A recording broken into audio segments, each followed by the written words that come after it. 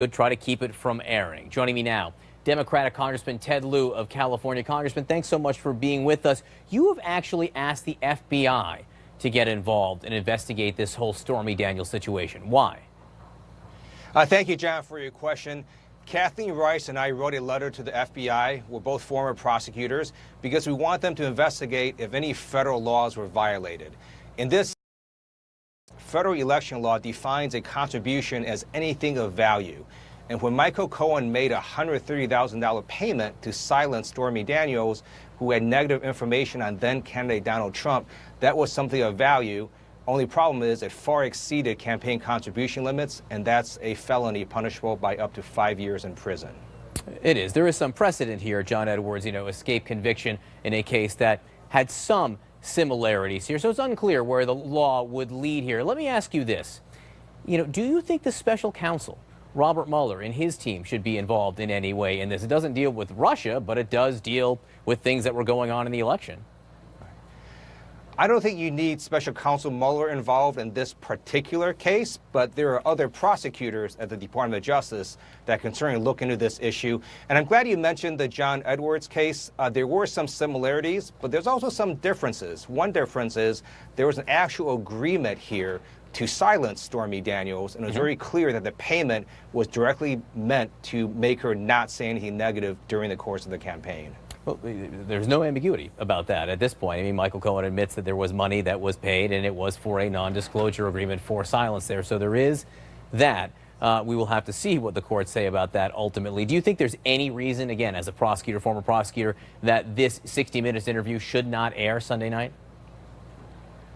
I don't know why Michael Cohen and Donald Trump are trying so hard to keep this 60 Minutes interview from airing if they weren't scared of it. So there's clearly something that Stormy Daniels is going to say that they're very scared of. But our First Amendment is very vast and broad, and the Supreme Court and other courts are very unlikely to prevent a news organization from airing information to the American public. You asked the Justice Department, you asked the FBI to get involved. You haven't heard back from them, have you? Have not. Typically, the FBI does not acknowledge whether an investigation is happening or not happening, but we write these letters to get them to try to do one. All right. The president overnight released his plan to deal with school safety and to deal with the school shootings, this epidemic that has faced our country right now. He has put together what he considers to be a task force to deal with the issue. He wants to perhaps give some funding to arm some faculty members in schools. No mention of raising the age limit to purchase a weapon to 21. Your reaction to the president's plan? Looks to me like the president is scared of the NRA.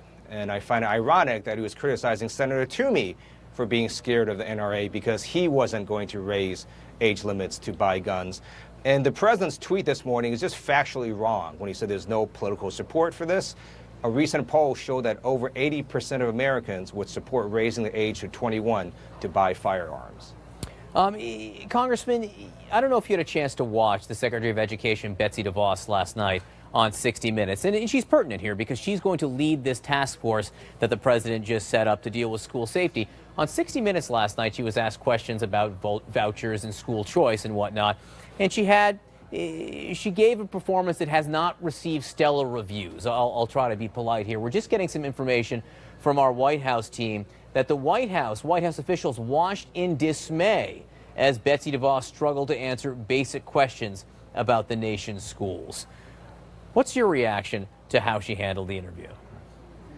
I did watch the video clip, and I was shocked because it's not as if they were asking her a hard question, such as, when did the Cleveland Browns last win a playoff game?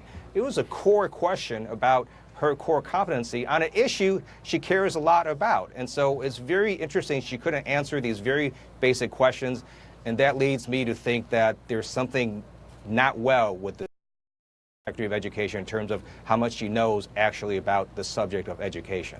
Do you have faith that she is the right person to lead this task force on school safety? I do not, and partly I'm not even sure why we need yet another task force. It's not as if we don't know a lot about this gun issue. We know that many of the mass shootings that occurred did occur with AR-15 style weapons. In addition, we know that background checks, raising the age limit, and banning bump stocks are good things to do. Not clear why we need yet another commission. Congressman Ted Lieu of California, I know you will be welcoming the president with open arms as he visits your state later this week. Thank you, John.